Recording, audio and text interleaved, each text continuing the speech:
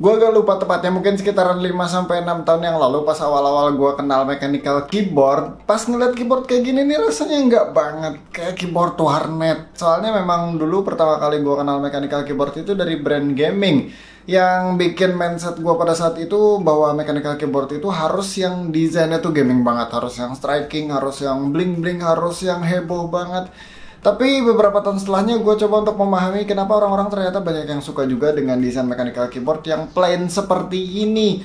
Dan akhirnya gue ngerti karena ternyata desain kayak gini sama sekali nggak jelek. Ini adalah Derio A87 Grey Black yang akan gue review di video kali ini dan langsung kita mulai aja reviewnya.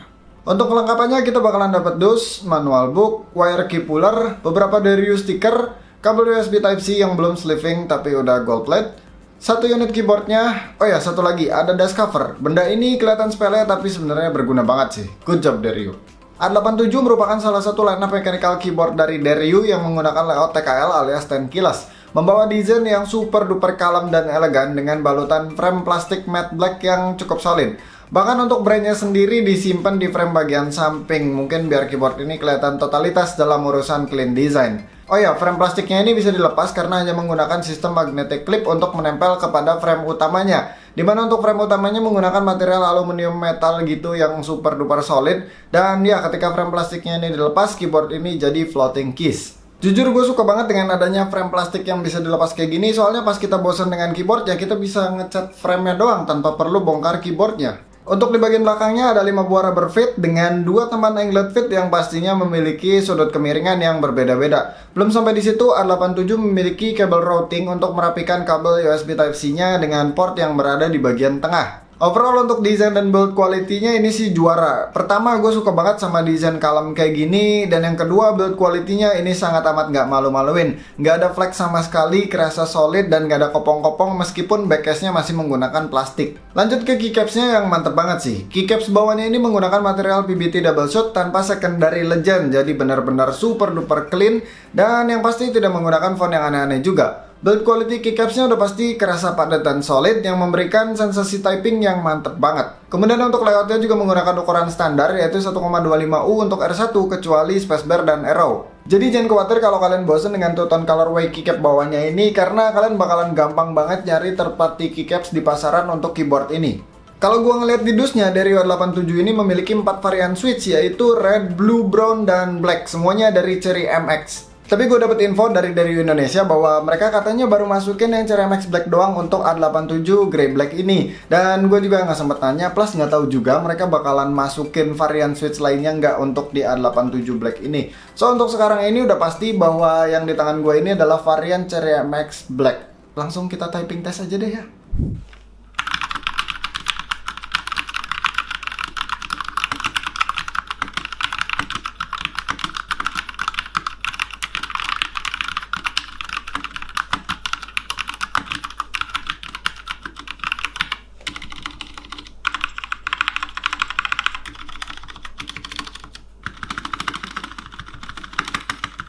Nah, yang gue rasain dari Cherry MX Black-nya ini emang bener-bener kerasa super duper solid. Oh ya, buat kalian yang belum tahu, Cherry MX Black itu feel-nya linear, jadi bisa disamain jenisnya kayak Cherry MX Red misalkan. Cuman kalau dijabarin emang beda ya feel-nya, dan secara rasa pun emang beda. Maksudnya linear tuh sama-sama nggak ada hambatannya, nggak ada klikinya, nggak ada bump-nya. Jadi dipencet tuh bener-bener rata jeblos begitu aja. Dan jangan lupa Cherry MX Black itu emang terkenal lumayan berat. Dia ada di 60 cn untuk actuation force-nya. Sedangkan kalau kita bandingin sama kayak Cherry Red itu biasanya di 45-50. Untuk yang silver biasanya di sekitar 40-45an lah. Pokoknya sekitar segitu, gue agak lupa ya angka pastinya.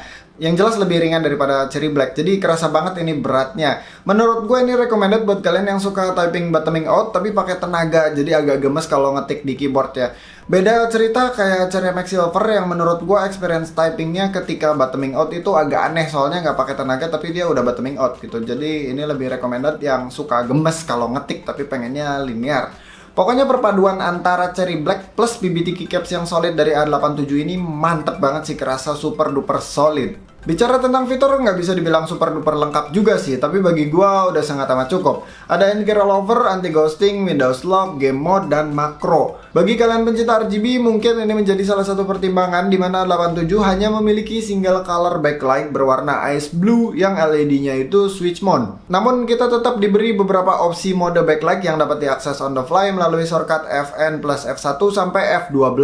Untuk adjust speed transisinya agak aneh karena menggunakan shortcut Fn plus page up dan page down, dan untuk adjust brightness-nya juga agak aneh karena menggunakan Fn plus dan Fn minus. Jujur menurut gue pribadi malah gue sangat amat setuju A87 ini nggak ada RGB sama sekali. Soalnya kalau ngeliat dari desainnya terus gue ngebayangin ada RGB yang tiba-tiba blinking di sana sini kayaknya agak aneh juga ya. Meskipun ya RGB bisa di set single color, tapi ngapain juga kalau usernya kebanyakan set single color terus ada RGB-nya yang pasti harganya harusnya lebih mahal daripada harga sekarang. Jadi nggak ada salahnya juga pakai single color backlight, gue nggak komplain sama sekali karena ini udah oke gitu loh, nyambung sama desainnya. Satu-satunya menurut gue desain yang agak jomplang dari desain kalemnya dia adalah di bagian bawahnya. Di sini ada banyak sekali tarikan garis yang menurut gue ini gaming banget. Ini sih yang agak gue sayangkan. Harusnya dibikin lebih plain aja, cuman rata gitu aja. Bahkan ini stiker informasi produknya aja bentuknya segitiga. Kenapa nggak kotak aja? Padahal bagian depannya itu udah super duper kalem. Sayang sekali itu doang sih. Tapi untungnya ini di bagian bawah. Jadi pas keyboardnya disimpan ya nggak kelihatan juga sih. Oke, yang terakhir gue akan sedikit bahas softwarenya. Tampilannya asik banget sih ini, simple dan to the point. Di sini ada pengaturan mode backlight beserta brightness-nya. Di bawahnya ada pengaturan makro manajemen yang pastinya untuk kotak-atik makro. Kemudian ada toggle game mode, ada Windows lock, ada pengaturan response time, dan ada pengaturan USB report rate yang mentoknya di 1000 Hz dan minimumnya di 125 Hz. Oke, gua rasa reviewnya cukup. Dari W87 Grey Black ini dibanderol dengan harga Rp1.150.000. Kalau kalian minat silahkan cek link di deskripsi di bawah. Nah, untuk kesimpulannya jujur gue salut banget sama Deryu karena gini loh, gue kenal Deryu itu sebagai brand yang memproduksi plus menjual gaming gear. Ada kata gaming di situ, tapi ternyata mereka berani untuk memproduksi plus menjual sebuah mechanical keyboard yang agak jauh dari kesan gaming. Malahan ini lebih mirip keyboardnya para entusias atau para hobis ya. Gue suka banget jujur sama desainnya. Build quality-nya juga udah bagus banget karena kerasa super duper solid, nggak ada flex sama sekali. Switch-nya juga udah pakai Cherry MX. Jadi menurut gue untuk harga 1,15 jutaan ini nggak mahal sama sekali. Ini worth it, ini bisa gue rekomendasiin banget. Overall gue suka banget sama keyboard ini kecuali bagian belakangnya yang menurut gue ini masih terlalu gaming sih. Itu aja dari gue, thank you udah nonton, sampai ketemu di video selanjutnya. Bye!